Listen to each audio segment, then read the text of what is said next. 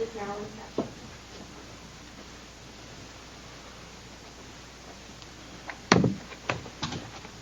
Good morning. Please be seated. This is the time set for oral argument in State v. Reed. Our cause number 1CACR 21-0065 PRPC. Council, we've taken some measures. You can see we have unmasked up here given the distance between us and taken some measures to make the courtrooms more suitable for maskless arguing, but we leave that to your discretion. Each side will have 20 minutes for oral argument. And, sir, if you're ready to begin. Good morning. May it please the court. My name is Robert J. Campos, and I represent petitioner Joshua Ethan Reed. I was intending on starting my presentation a little bit differently, but last week the state filed a pleading basically admitting that the plea agreement as entered into with my client is illegal as a matter of law.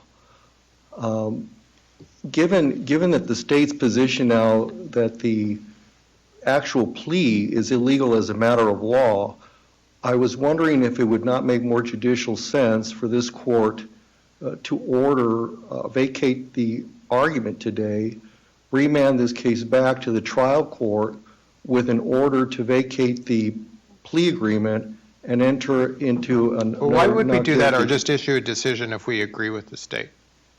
Why wouldn't we just enter a decision? I mean, if we agree with the state, why wouldn't we just enter a decision that says, yeah, it's illegal, don't do it again, and vacate this plea agreement, put the parties back at square one? That's even a better option.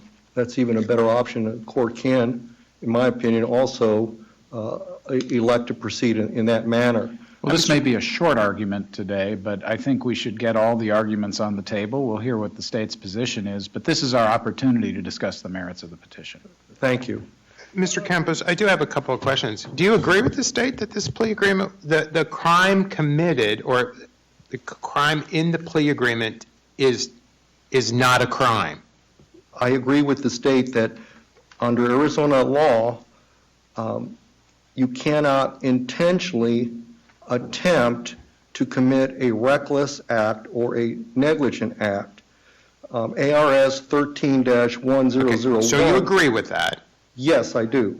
And their position was also that you could raise this at any time. That their position, the way I read their supplemental authority, was that we should deny you any type of relief and allow you to file a new petition for post-conviction relief. I guess that is one way of proceeding. I don't think it makes a lot of judicial sense. I believe that the issues are not really in dispute. The facts are on the record. I don't think it changes anything, and the court here has all the facts and law necessary in order to enter a decision on all the issues. I don't think it makes sense to just argue today based on the pleadings without addressing the supplemental issue. I think the court can issue a ruling making a finding, if it so wishes, that the plea was illegal from the very inception, and therefore under Arizona law, it's null and void. I don't see anything precluding the court from proceeding in that manner. And your client wants to get out of the plea? Yes, and it may not make sense at first blush. However, you need to understand that my client was charged with luring a minor, and under ARS 13-3554. If he had gone to trial and been convicted because the officer was undercover and we didn't have an actual 15-year-old, under Arizona law, my client could not have been sentenced to registration or the sex offender terms. If the actor is not an actual minor under the age of 15, it's a regular class 3 felony. And under ARS 13-902, a regular class 3 felony, the maximum probation is 5 years. And my client would not have to register as a sex offender. The plea agreement that my client entered was worse. He pled to attempted child molest with an agreement that he would admit sexual motivation pursuant to 13-118, and he would have to register, or the court would have discretion to have him register as a sex offender for life. So that agreement was actually worse than the outcome if my client had proceeded to trial and actually been convicted of the luring. Except that luring could have, as a class 3, could have gotten imprisoned. It's not mandatory. Well, I know there's recent dissent on that point. My current understanding of the law is that it's mandatory if it's a dangerous crime against children. If it had been an actual minor under the age of 15, then it is, in fact, mandatory prison. I believe the range is 5, 10, 15, and the court can impose lifetime probation. But a regular Class 3 felony does not carry mandatory prison. You never know what a trial court's going to do, but after 33 years of doing this as a prosecutor and defense lawyer, I would be highly shocked that even after a trial, based on the facts of this case, that a trial court would have sentenced my client to incarceration under these facts. So the trial attorney was ineffective in negotiating a deal that was even worse than what my client could have received if he had actually proceeded to trial and been convicted of the charges. Why has it taken so long for everyone to figure out that this is not a crime?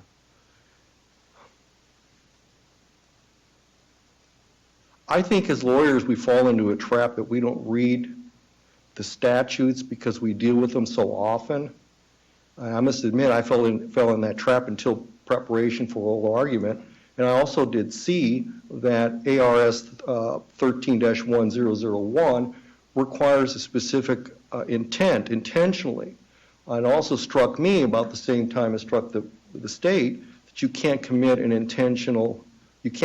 to commit an intentional act, attempt to commit an intentional reckless or negligent act.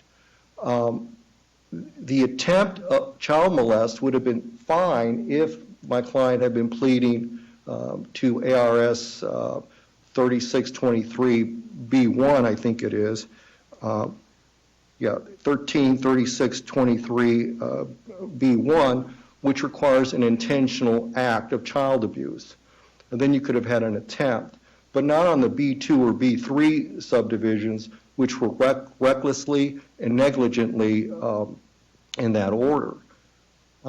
So the trial court didn't really think about it, and the two lawyers at the change of plea proceeding also didn't really think about it.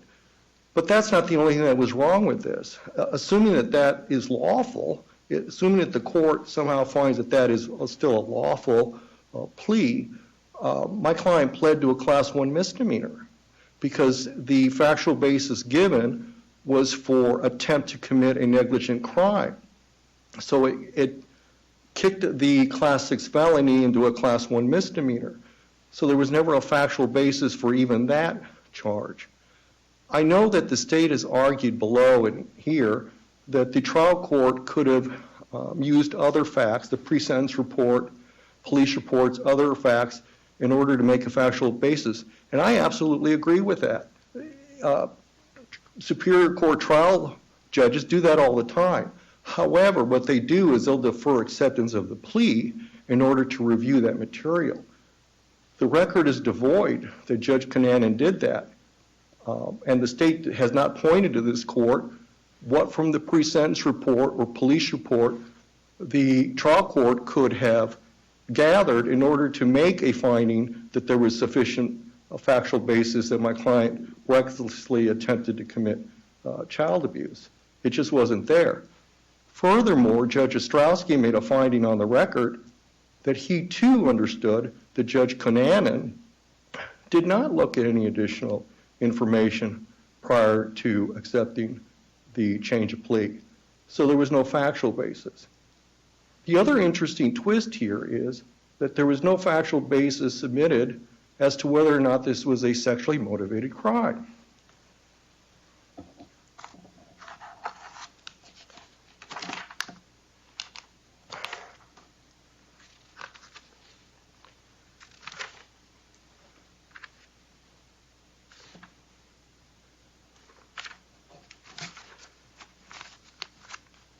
My reading of Rule 17.3 and 17.2A2 is that the court must inform a defendant about special conditions regarding sentencing.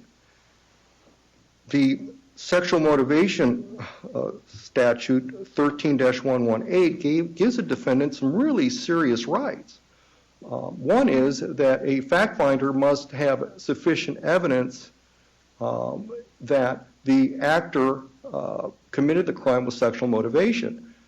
The defendant is also entitled to a hearing on it, where the state has to prove, I believe beyond a reasonable doubt, that there's sufficient evidence to indicate that this crime was committed with sexual motivation. My client's trial attorney never explained those important sentencing provisions or rights that my client was giving up. The state quite accurately states that my client delayed over a year in filing his first Rule 32 petition. He states correct. I believe my client was sentenced in November of 2016, and he hired counsel, the Nolans, in November of 2017, and I believe they filed their first petition in August of 2018. The trial court found that my client did not give good grounds as to why he delayed. I respectfully disagree. We submitted a very lengthy affidavit, and we have it in the appendix, where my client states the rationale for waiting so long. First of all, the sex registration didn't kick in right away. He had problems with the probation team, and it kept going back and forth. Finally, the court entered an order having my client register as a sex offender. That's when it kicked in for my client. That's when the seriousness of what he had entered into finally struck him. And then he sought counsel.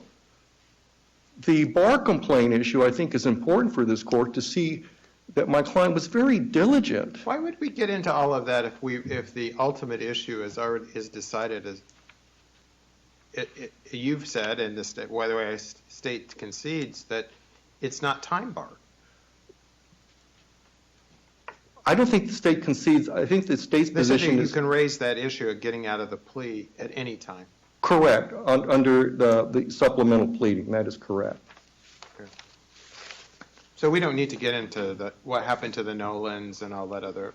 No, I just make the point to stress that my client did use due diligence in trying to retain counsel and get his initial Rule 32 petition before the court. And I guess we also don't need to get into the issue that the Nolans abandoned my client in the middle of his appeal. And I also briefed that issue. So I believe that the court has sufficient facts. The law is clear. The facts are undisputed. And that the court can make rulings on these issues, and also can make a ruling that, as a matter of law, my client's initial plea agreement is void, and remand this back and start the process fresh. Unless the court has any additional questions, I think I'll just reserve the time that I have left for rebuttal. Very well, thank you.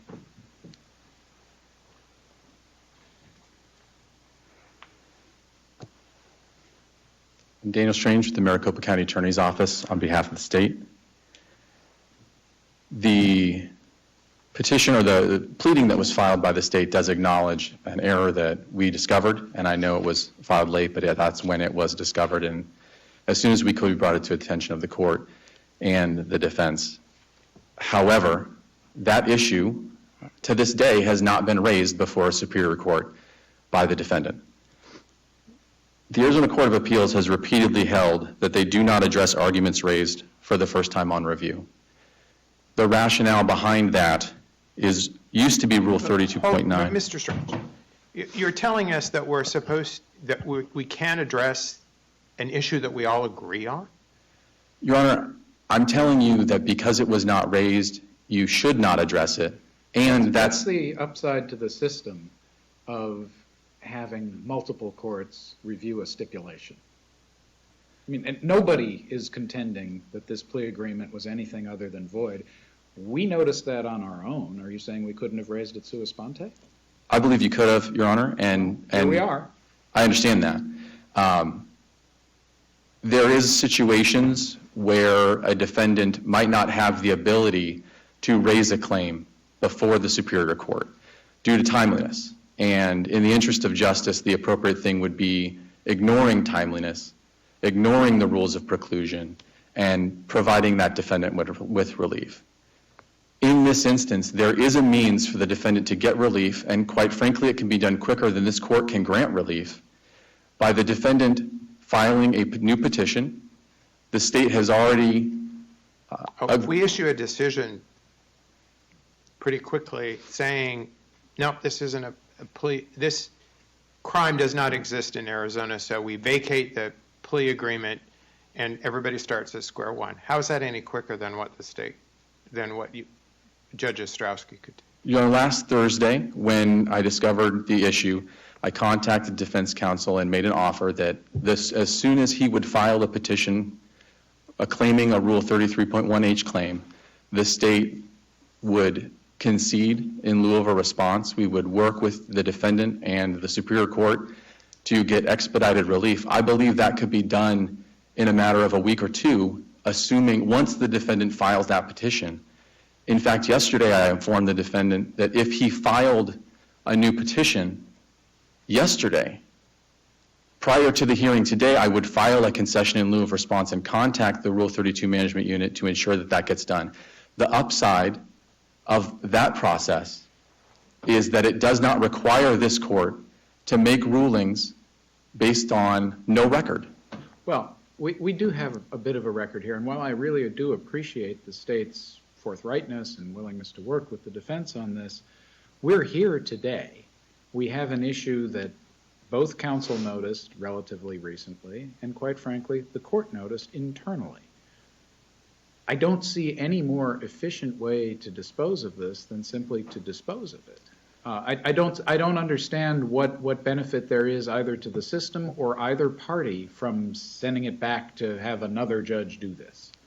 Well, Your Honor, you wouldn't be sending it back. You would be allowing the time for the Superior Court to handle it. That little definitional question aside, what is the benefit to anybody of doing it the way you're suggesting? The benefit is that this court does not have to ignore the timeliness rules.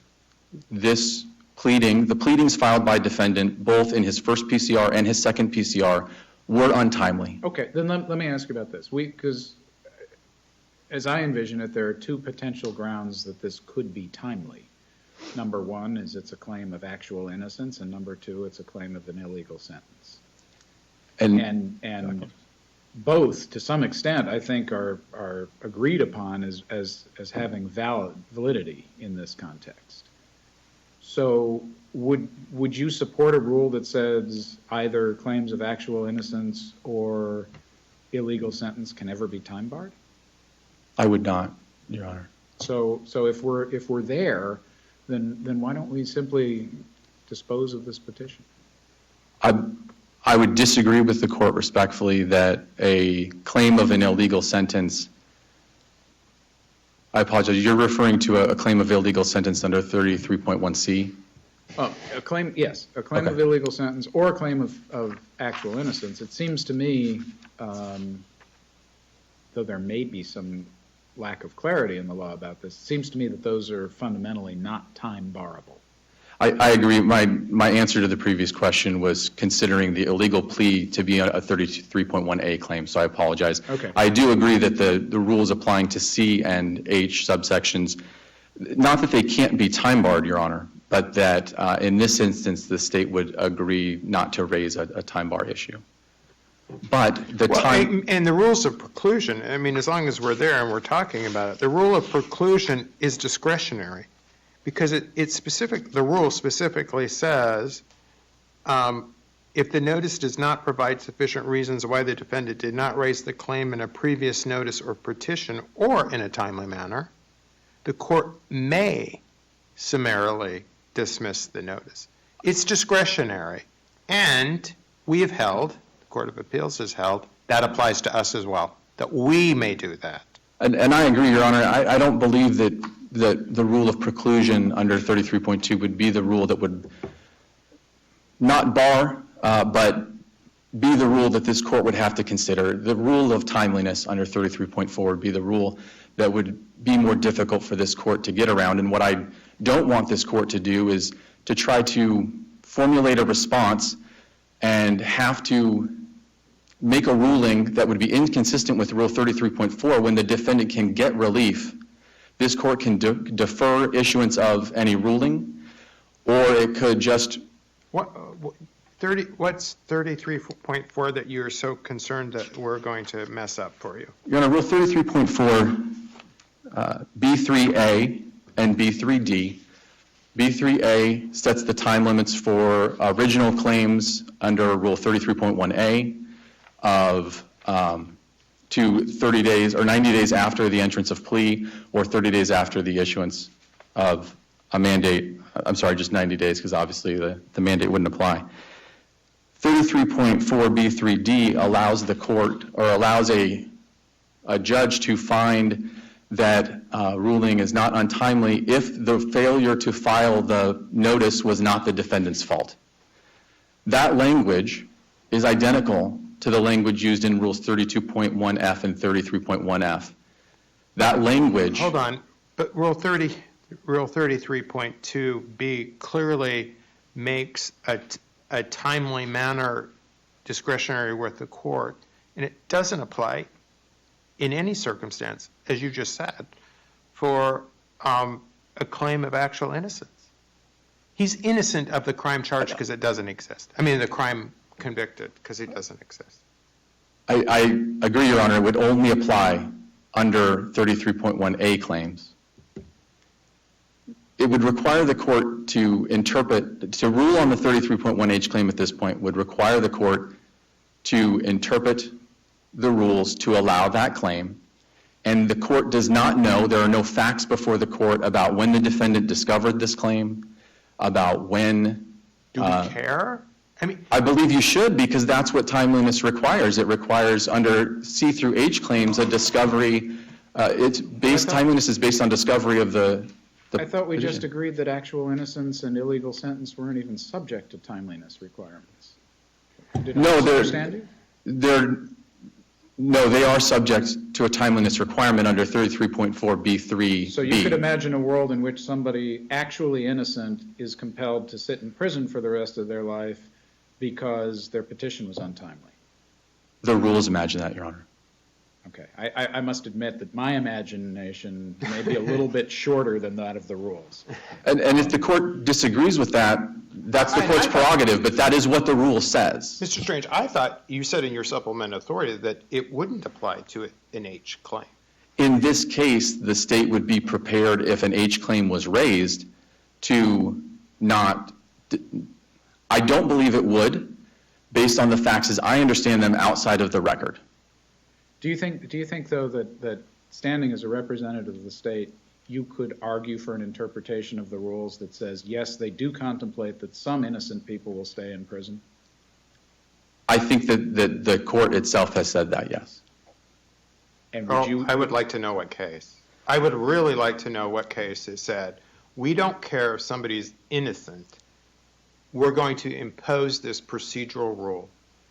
Your Honor, and I apologize, the case that I was thinking of did not involve an actual innocence claim, it involved A claims. That's where the focus of my argument has been. A claims are different. Okay. When we're talking about illegal sentence or actual innocence, is there any case out there that says, we just don't care? You sit in prison for the next 10 years, 15 years, we realize you're innocent, but we don't care. You didn't get your filing in on time, so... Your Honor, I don't believe that there is a case that says that, and I will tell you... there should be? No, because Your Honor, the reason that I believe there's no case that says that is because any prosecutor who's acting in the interest of justice would not allow that claim, if they knew about it and if it was raised, to proceed to the point where the Court of Appeals can rule on that. And I think that lack of that case is evidence that proceeding in the way the state has recommended is the most efficient and quickest way to get the defendant out of this Again, plea while agreement. I express admiration for the professionalism with which you're handling this matter and that of your office, I cannot say that throughout Arizona history, every prosecutor has always acted with justice in mind. In fact, we've had a county attorney disbarred during my career.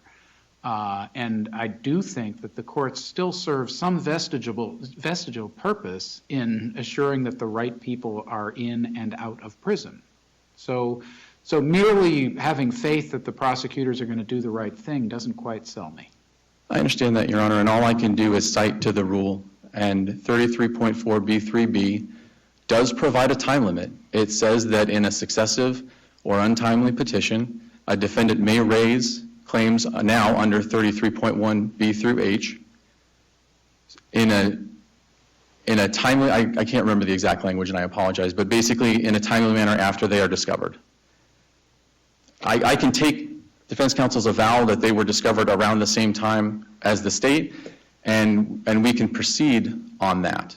But that's not part of the record before this court. If the court decides to consider the 33.1H claim and order that the plea be vacated and remand to the Superior Court, then of course the state would not object to that and would understand that. But I believe that the proper procedure would be, and I do believe no matter how quickly this court acts, that it would be quicker to proceed as the state has recommended.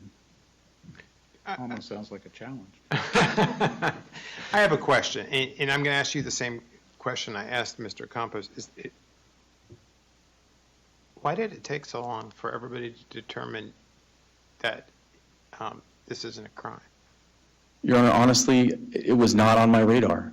I was not looking at the crime that he pled to in that respect because I was focused on the claims raised. Well, the claim raised was insufficiency of evidence, and I'm assuming that you would say, okay, well, what are the elements? And then, oops, those elements don't exist. Well, it requires a secondary analysis involving the cases that I cited in my supplemental pleading, Your Honor, that luckily due to, I can honestly say, not my own legal scholarship, but when we conducted an analysis to engage with this court, it was raised by another attorney. And once raised, it is obvious. But all I can say is that we have been focused on the claims raised by the defendant, and the claims raised by the defendant were that the plea was, that the insufficient factual basis was based on only the facts that were presented. And if this was a crime, which I believe is a different question than the question presented of whether or not there are facts that support the elements of this offense. And that's where the state had its focus because that was the issue raised by defense. And all I can say is apologies and note that as soon as we did realize that, we raised it with the court.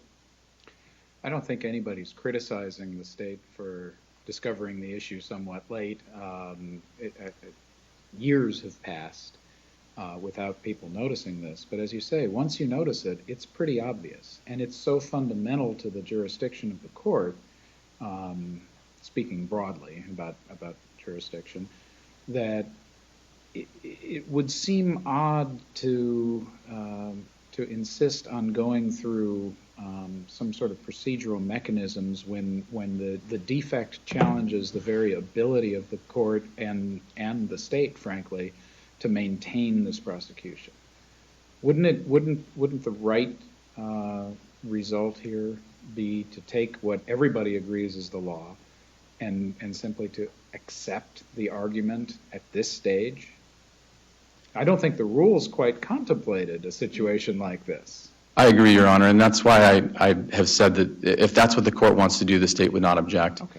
The state's belief in the interest of justice was that it would be quicker to get the defendant the relief that he deserves by proceeding in the manner set forth by the state. If this court wants to proceed in an expedited manner and can get that done, ordinarily the lower court would be required to wait for a mandate to issue 30 days after that ruling. the state's interest has always been to get this defendant out of this plea as quickly as possible. We've expressed that to the defense. We've asked him to file the pleading so that we could concede. It's not something we can do on our own. Given the unique posture of the case, that it is before this court on a completely separate issue, and therefore the lower court, we believe, would lack jurisdiction to rule on this petition, forcing this court to rule on a petition in which it wasn't raised after deliberation. That has always been our mission. If the court wants to proceed in a different manner, as I said, we would not object. Fair enough. It's a little bit interesting when you say it wasn't raised. You're right to some extent, but at the same time, here we are, and both sides have raised it. So when we talk about raising something, I'm not sure that doctrine applies to stipulations. And what we have here is tantamount to a stipulation, I think. Well, and the state in its pleading did note that we believe A claims would still be untimely and precluded, and that it is an age claim. And I don't know if the court would disagree. It was not raised before the trial court. And so giving the trial court the opportunity to make the correct ruling on that seemed, as I said, the correct and most expeditious way, but we will defer to the court. So in Judge their interest. Ostrowski's looking for work? Is that what you're saying? Actually, Your Honor, Judge Ostrowski is I believe, now in civil. Okay. So the case, while the petition will be handled by him, it will be a concession in lieu of response. It shouldn't take him much time, and then it will be assigned to a criminal judge. Unless the court has further questions, I have nothing more. Thank you very much. 33 years ago, I started off as a young prosecutor with the Maricopa County Attorney's Office in sex crimes. I appeared before Judge Maurice Portley, who taught me one valuable lesson, and that is when you're ahead, sit down and shut up. Unless the court has questions of me, I'd like to take Judge Portley's advice. That's good advice.